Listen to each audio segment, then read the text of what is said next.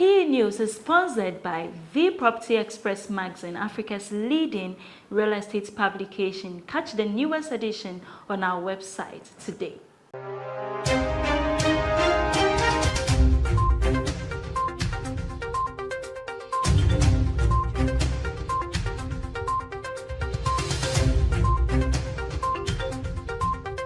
Hello, welcome to Property Express News, brought to you by P Live. My name is Nanaya Otrebia. Now, in our top stories, government reaffirms commitment to address Ghana's housing needs. Senya Breku residents clash with Ghana Armed Forces personnel over a disputed land. And in international news, a chief economist is optimistic the Chinese real estate market will have a chance to resolve its risks in 2024.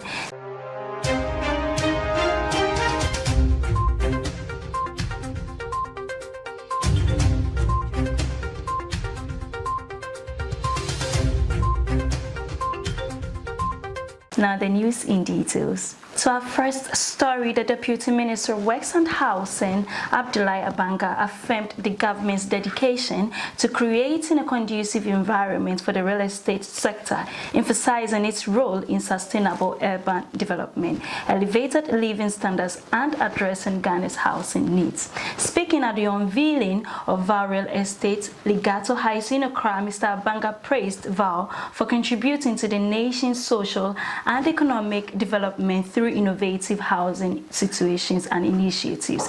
VAL Ghana's CEO, Ala Zayed, highlighted Legato Heights as a commitment to providing high-end living spaces, offering state-of-the-art amenities and craftsmanship.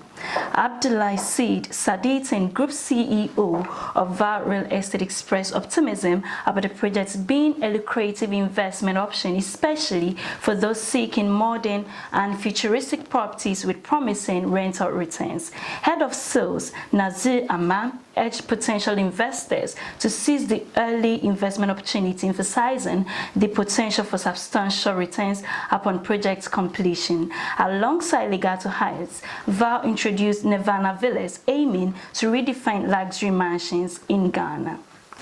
Moving on in the news, Senya Breku residents clashed with Ghana Armed Forces personnel over disputed land reportedly allocated to them by the Gomwa-Fete Traditional Council. The Senya Traditional Council opposed the land transfer, besieging the area and threatening mayhem if the military received the land. The dispute stems from a long-standing conflict between Gomwa-Fete Traditional Council and Senya Breku Traditional Council over 100 acres of land. The acting chief of Senya Breku emphasized their resistance to any handover and urged presidential intervention, alleging an attempt to encroach on their land by selling adjacent property. Now, still in news, an overnight demolition in Santo Jordan, Ponikantamanso District, Greater Accra, has rendered numerous residents homeless. The estate developer, claiming ownership of the 10-acre land, left the community, including mothers and children, in despair. Residents who had lived on the land for nearly a decade faced the sudden destruction of their homes. Some had invested significant time and resources into building, only to see their properties torn down overnight. Despite promises of compensation, including 50 bags of cement and blocks, one resident refuses to relocate and vows to fight for his home. The impact has led to immense hardship, leaving people without shelter and minimal support, prompting the need for alternative housing options and assistance. As the Greater Accra regional authorities have yet to respond, residents hope for assistance and justice while facing the risks of disease outbreaks if a solution is not found. Please stay with us as we go for a short break. We would be right back.